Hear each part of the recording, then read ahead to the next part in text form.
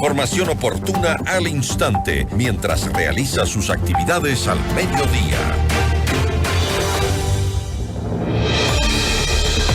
Bueno, como ya lo conocemos, con el decreto ejecutivo 111, el presidente Daniel Noboa declaró como terroristas a 22 grupos delincuenciales y ordenó a las Fuerzas Armadas realizar operaciones militares en su contra. ¿Cuál es el alcance de este decreto?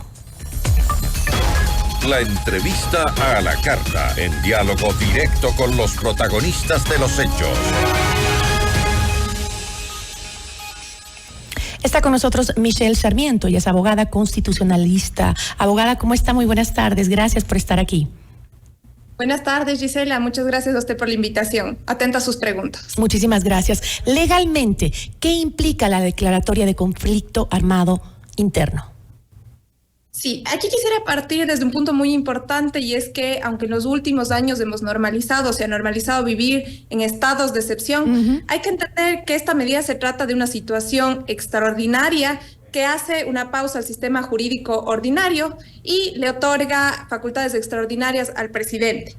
Y en ese sentido, no es que hay dos decretos o dos estados de excepción, sino que el decreto número 111 le modifica al decreto 110, adicionando una causal y una medida adicional. Ya, y es esta, ¿cree usted con lo que estamos viviendo ahora, una realidad parecida, por ejemplo, al conflicto que tenía Colombia con las FARC? ¿Se puede medir igual? Creo que esta se va a tratar de un contexto totalmente distinto, porque en este caso estamos frente a un grupo de delincuencia organizada que en este caso pretende restar la soberanía del Estado. Y esta justamente es una de las justificaciones que el presidente Daniel Noboa evidencia en el decreto enviado lo justifica a través del uso de armamento bélico, lo cual hace pensar que en este caso deja de ser también un tema de delincuencia común y lo estamos ya dentro de otro nivel de conflicto. Y en ese sentido son las justificaciones que hace el presidente para decretar esta nueva causal de estado de excepción. Pero si bien los hechos que todos visualizamos por medio de comunicación en vivo fueron atroces, fueron terribles, ¿existía la garantía constitucional para la aplicación de este decreto? A ver, yo creo que obviamente, ¿cómo es el procedimiento? En este caso, el presidente envía el decreto a la Corte Constitucional y aquí la Corte Constitucional puede o declarar inconstitucional el decreto, puede modular el decreto o a su vez declararlo inconstitucional. Sobre todo este tema del conflicto armado, de la lectura que yo he podido dar del decreto remitido a la Corte, no tiene mayor justificativo, mayor sustento, es decir, bajo mi consideración no está debidamente justificada la causal de estado de excepción. Y en estricto sentido, la Corte Constitucional lo que debería hacer es un control del decreto porque debería contener ya cuáles son las causales. Sin embargo, la Corte en casos anteriores sí ha sido sensible frente a la realidad nacional y ha aceptado estados de excepción que no se encontraban debidamente justificados, como ocurrió en algunos decretos remitidos por el expresidente Guillermo Lasso. O sea, ¿no está bien justificado constitucionalmente un estado de excepción con conflicto interno? Las medidas o los justificativos que pone el presidente Noboa en el decreto de estado de excepción, y eso es lo que deberá analizar en su momento la Corte Constitucional. ¿Y qué significa que estos grupos ahora sean considerados como terroristas? Sí, esto implica como es esta causal adicional o esta medida adicional que ha dispuesto el presidente Noboa en el decreto 111, es decir, que ordena a las Fuerzas Armadas ejecutar operaciones militares para neutralizar estos grupos que son estos identificados en el artículo 4 del mismo decreto. Y en ese sentido, ahí sí hay que diferenciar claramente que ¿Qué implica esto? Justamente este decreto es que se flexibilice el uso legítimo de la fuerza y en este conflicto, la causal, pasan las Fuerzas Armadas a tomar control de la situación.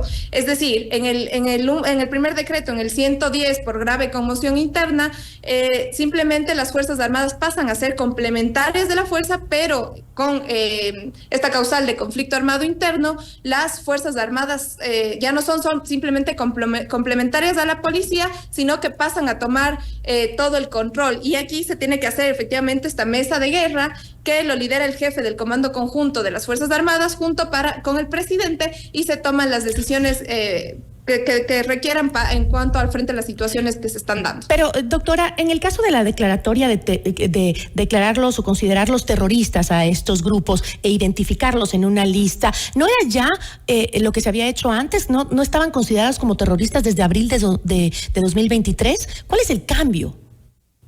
Sí, que como le explicaba aquí, se flexibiliza un poco el uso legítimo de la fuerza y el hecho de que las Fuerzas Armadas ya no sean solamente complementarias a la policía, es decir, que presten su ayuda a la policía. En este sentido, las Fuerzas Armadas ya pueden tomar ciertas decisiones o ciertas actuaciones que obviamente también deberán ser en su momento justo con las medidas revisadas por la Corte Constitucional y obviamente que estas no podrán extralimitarse en cuanto, por ejemplo, a la Convención de Ginebra que ya existe. Es más, es preciso mencionar que inclusive hace pocos minutos el SNAI ya determinó que se encuentran 139 personas secuestradas en las cárceles. Entonces esto sí implica una mayor actuación por parte ya de las Fuerzas Armadas. Ahora, yo le escuchaba a algunos analistas constitucionales que decían que el decreto tiene efectos en la juzgabilidad de los delincuentes, más no en las acciones que se puedan realizar en este momento para aplacar la crisis que estamos viviendo. ¿Usted considera que esto es así? Yo creo que sí hay ciertos límites que establece el mismo Código Orgánico Integral Penal a cuáles son los delitos considerados, cómo se deben juzgar en cuanto al derecho humanitario, pero sin embargo sí se debe tomar en cuenta que aquí también los jueces de anticorrupción también juegan un papel primordial, puesto que son ellos los que deberán en muchos de los casos ser quienes se atrevan a juzgar este tipo de delitos.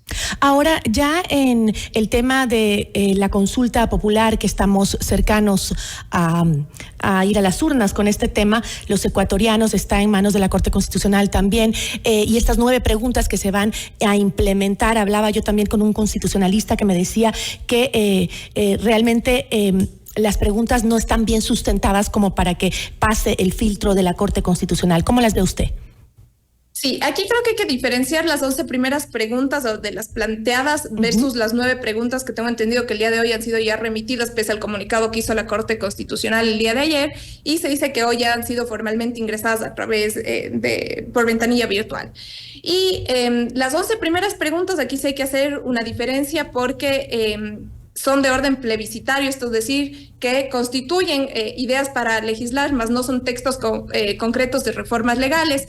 Y esta segunda tanda de preguntas corresponde ya a enmiendas a la Constitución vía referéndum, lo cual implica aquí un doble control en cuanto valga la redundancia, el control que hace la Corte Constitucional, puesto que en el primero solamente hace un control de constitucionalidad y en el segundo, en la segunda tanda de preguntas de estas 9, por el contenido de las mismas, hace referencia ya a un dictamen de vía y también al tema de la constitucionalidad de las preguntas. Entonces, la Corte, como les decía, podría permitir varios cambios de dictamen de vía y esta decisión de constitucionalidad o control de constitucionalidad que hace sobre las preguntas. Entonces sí hay que diferenciar las primeras de las segundas. Por ejemplo, la Corte podría decir que en la segunda tanda, que refiere, por ejemplo, al tema laboral, puede solamente hacerse vía asamblea constituyente porque puede implicar, por ejemplo, una regresión de derechos, y eso va a depender obviamente de la fundamentación que haya realizado el Ejecutivo, el presidente en este caso, en su decreto, en su envío de consulta popular, y va a depender, como le digo, para que en este segundo control, que es el dictamen de constitucionalidad, pase o no. Y en mi criterio, en cuanto a esa pregunta, el contrato por horas sí implica también derechos a trabajar de muchas personas. Entonces sí debe haber una ponderación en cuanto a que no exista regresión de derechos, y es importante también que se haga un análisis de cada una de las preguntas enviadas en esta segunda tanda. Bueno, ese es un tema que tendremos que analizar más a fondo, cada una de las nuevas preguntas que se acaban de mandar a la Corte Constitucional. Yo le agradezco muchísimo, doctora, por habernos acompañado. A usted muchas gracias por la invitación, quedo a las órdenes. Una buena tarde. Nos acompañó Michelle Sarmiento, abogada constitucionalista.